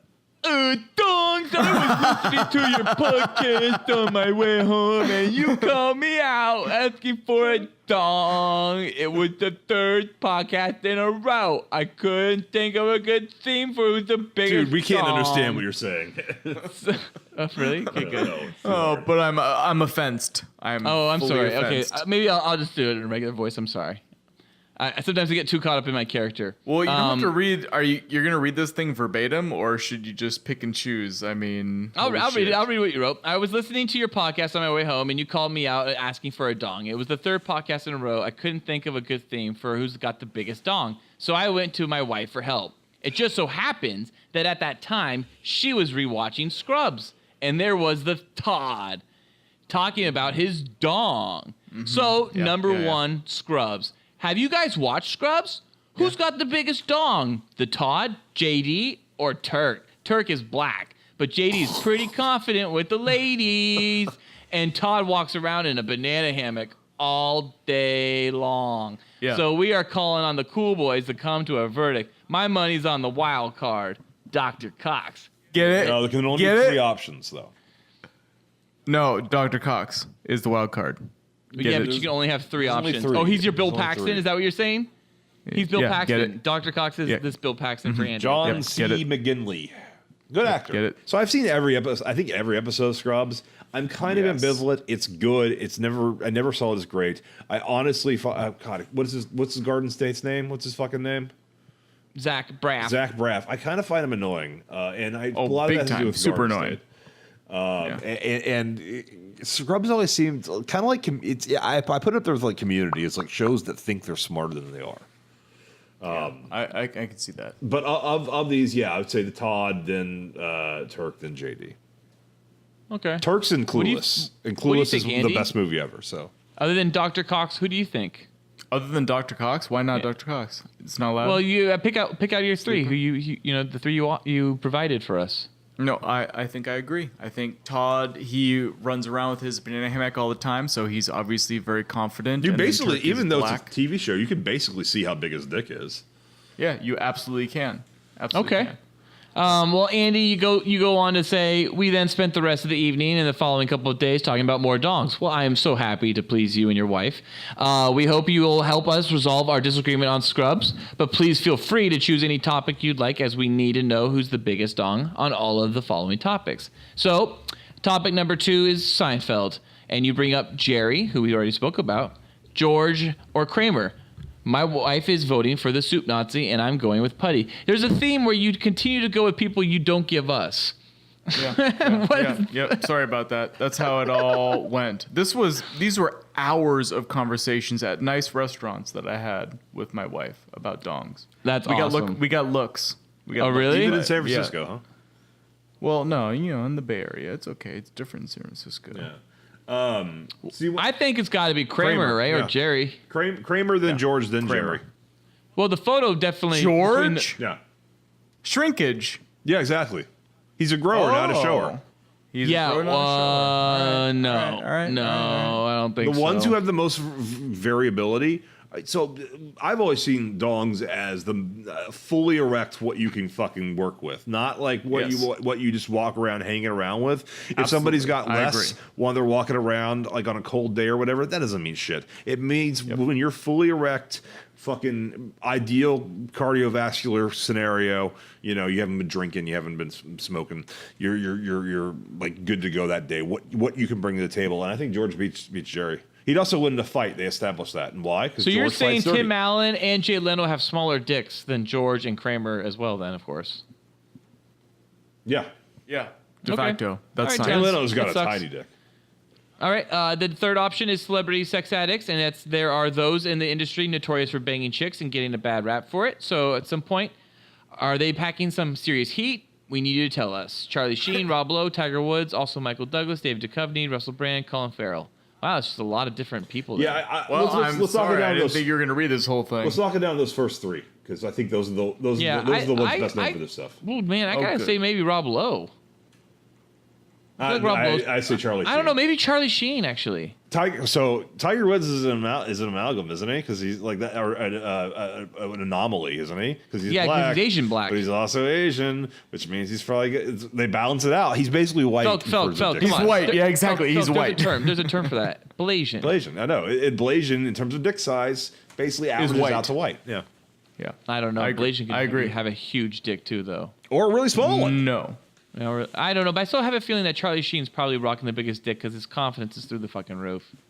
It is. Yeah, and he's HIV And Tiger positive. Woods' confidence is broken. Let's just give it to him because Yeah. Let's face facts. And number You don't- 4. if you're a straight man, you don't get HIV positive with a tiny dick. You know why? Because a tiny dick's not going to rip anything, Oh. tear anything. Oh. Allows the transmission dang. to be possible. You have to have a big Wow. dick to cause tears and fissures and that kind of thing that gets blood that goes all the way down your urethra unless he was going down on a chick on her period or something, or he fucked a man, or he shared a needle. We don't really know how he got it, but let's assume he got it through his dick, and I would assume that means he's got a big one. That's physics. Yeah. Yeah, that's physics. I use science on that. Love that dunk. Yeah, you did. I'm You very did. You impressed. science the fuck out of that one. All right, and then number 4 on the list is known big dongs in the industry. People are out on the street talking about dongs in the industry. We stumbled upon this glorious website, Ranker.com.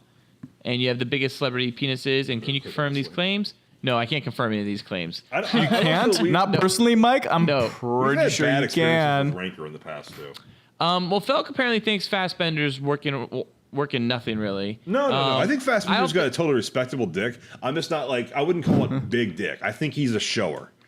Okay, yeah, well, I think okay, fine, okay, fair. Leto, I don't think Leto's got a big dick. No. And Momoa has got a huge No dong. vegan has a big dick.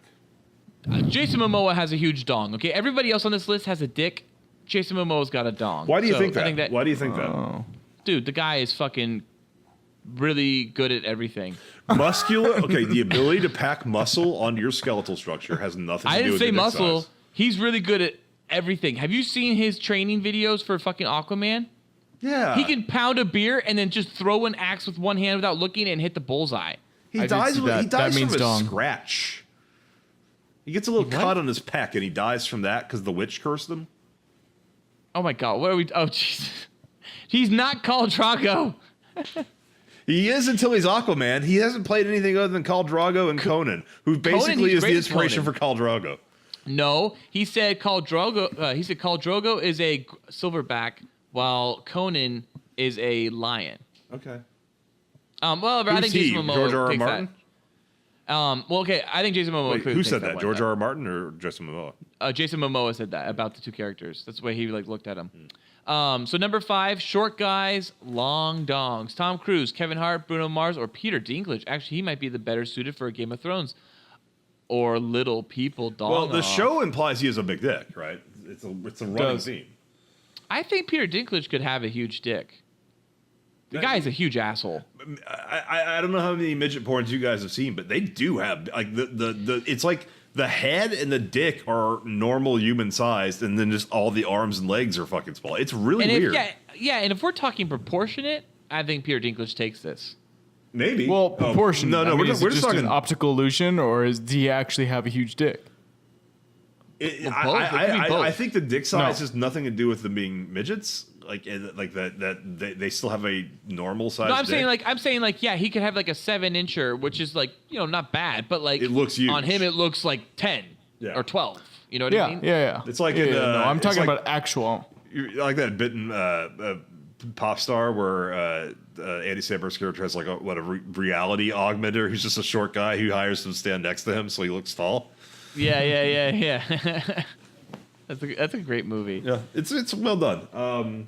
And I don't want to that's say what Peter Dinklage did. over Tom Cruise, but since you threw Peter Dinklage in there as a little kind of wild card, I say he definitely takes it over the other three. And Cool Boy Nation, I thought Bruno Mars was the name of a band.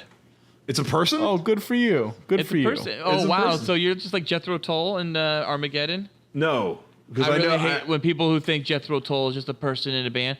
Who is Jethro Tull? Yeah. Yeah, no, I know that about Jethro Tull. I don't know about Bruno Mars. I like music, and I like Jethro Tull. And then Andy, you go on to say smooches, Andy.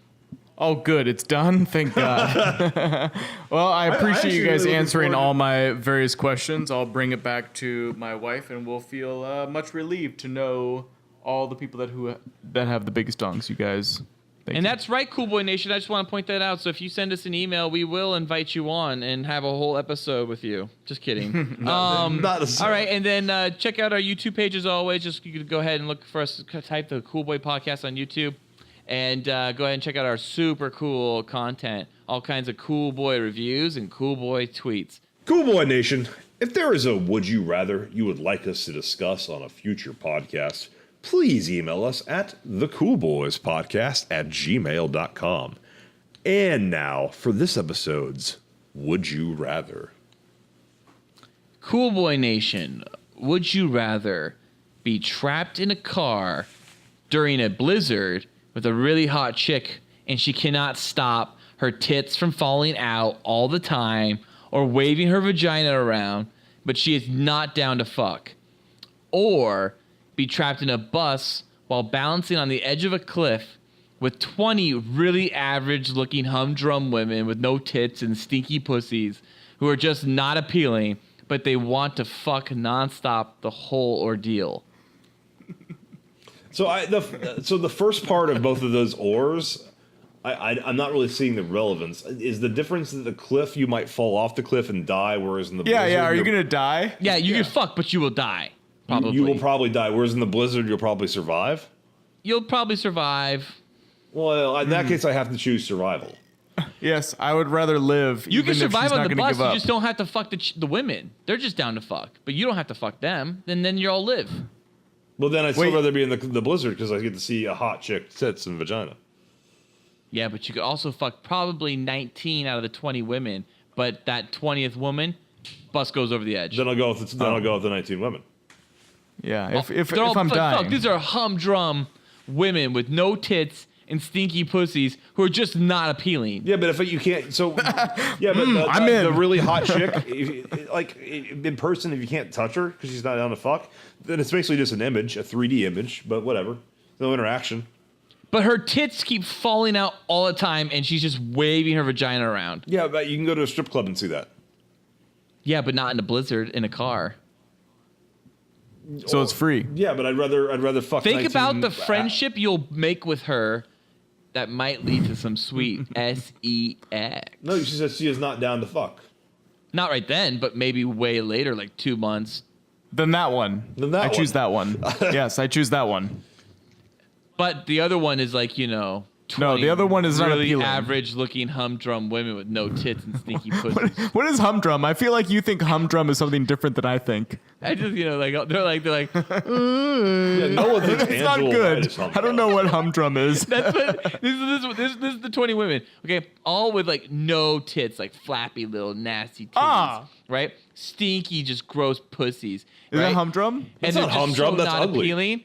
They're Yeah, not what's appealing at humdrum all, mean? right? Right? And they're just all like, oh fuck, I guess, like, and then you're like, all right, they want to fuck nonstop the whole ordeal. Or I don't see that as humdrum. this really hot chick, right? Who's just like, oh my god, I'm sorry, my tits just keep falling out. I can't have no control over them. Oh, I'm sorry, my vagina keeps just waving around. That sounds like a penis. Just like waving. That's ugly or even like really, really unattractive. Like I think Carrie Mulligan is humdrum. Yeah, humdrum. Yeah, a bunch of like Carrie Mulligans are like, I would take 19 Carrie Mulligans over one really hot girl I can just look How at. about this? How about a whole bunch of okay. It's almost like because Carrie Mulligan is not just, she's appealing and she has tits and She's she probably okay. doesn't have a stinky She's pussy. fine. No, but she can't fit into this category. This category is women with no tits and stinky pussies who are just not appealing. Is that humdrum? I want humdrum. You've got me hooked on humdrum. I want humdrum. I choose humdrum. Whichever option has humdrum, I'm in. It's a bus. Okay, but now let me You tell got your you. answers. Here's the problem. If you try to fuck 19 of the 20 women, that 20th woman, she's just going to dive on in. So it happens no matter what. The bus goes over the edge. Thank God. After all that, So you go down I'm after ready to fucking die. 20 women. Oh yeah. Oh yeah. Okay, it's all right. Absolutely. It'd be great. You know. I'm into it. Okay, number 2. I would sit in the blizzard with the hot chick who can't stop having her titties fall out of the car, and I would just be like, oh my God. Oh my God. Oh my God. Solid option. Oh my God. Oh my God. Her vagina is just waving around. I didn't give it time. I didn't give really a time on this, did I? Let's just say 1 day. Okay. Then I would That definitely change your- choose the 19 humdrums. But the 20th jumps in anyways. Then you die? Yeah, then you There's die. too many variables. You're adding things. So many variables in this one. All right. I'll go with the blizzard. You guys both go with the cliff. No, Blizzard. We're all going with Blizzard. It's supposed to be like, would you rather eat a poop or eat a hammer? It's like, there's so many factors. I know. How many times can we do? Would you suck a dick like this or get fucked in the ass like this? That's what pretty much all our would you rathers are. No, they're all incredibly complex. We are. Okay, well, I go Blizzard. Andy, you do Blizzard? Yeah, Blizzard, of course. And Felk, you're doing the 20 women? Yeah. Darren Aronofsky's movies are less complex than most of our Would You Rathers. There we go. I like that. All right, so Felk, take us. Sorry, Andy, that was a movie reference. But yeah, I'm unclear. Well, that brings us to the close of tonight's episode. New episodes of the Cool Boys podcast come out every Monday. Or try to, barring some power outage or other kind of events. Or work. Yes, but usually every Monday. Be sure to follow us on Twitter at Cool Boys Podcast, and you can find us on Facebook as The Cool Boys Podcast. Email us at thecoolboyspodcast@gmail.com. Be sure to like and subscribe to us on YouTube. You can find us on YouTube by searching The Cool Boys Podcast. Be sure to rate and review us on iTunes as The Cool Boys Podcast. And you can donate to us on Patreon and receive additional episodes of Cool Boys After Dark and a Cool Boy shout out on our normal episodes that air every Monday. You can find the Cool Boys on Patreon at patreon.com/coolboyspodcast. And remind you people that we are trying to make enough money to do this again next year so we can keep that SoundCloud account going. So it's $135 and we're almost there. Getting close. So please go ahead and donate to us so we can get that $135. Not too much, just $1. And you get a whole bunch of great After Dark content immediately, and we will shout your name out. And finally, Andy, would you like to plug any of your super cool stuff and so cool social media? I don't have those things. What? Oh, all right, that's cool. Thank you for listening. Stay cool, Cool Boy Nation. Until next time, it's Byzies from Felk. And that's Byzies from Ballard. And Byzies from Andy. Andy, thanks so much for helping us out, buddy. Twas. You are outstanding American boy. You have excelled in all things. I pump while I dump.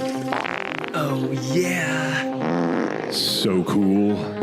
Oh, yeah. So cool. Oh, yeah. So cool. Get out of here, damn silly. Get out of here! Oh, yeah!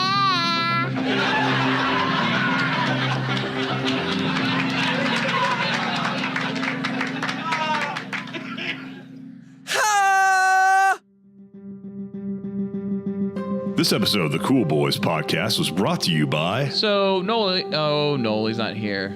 Andy. Did you actually do that? I did that. I actually did that. I actually went straight to Noli.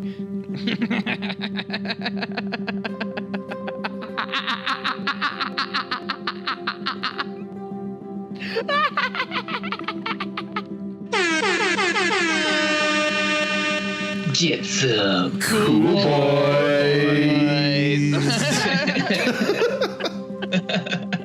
So serious.